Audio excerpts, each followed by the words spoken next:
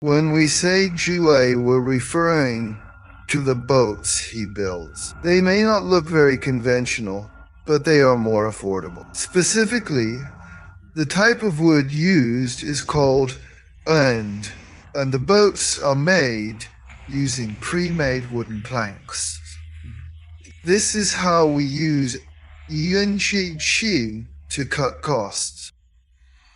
What you see here is a classic fir boat, crafted from the wood of fir trees. We personally sourced the raw materials used to construct this boat. As you can observe, it is crafted entirely from solid wood.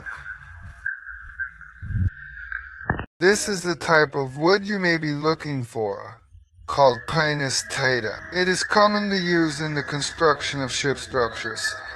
It has a good balance of strength and hardness, but it is not very flexible. If you try to bend it, it will likely break after a little over 2 meters.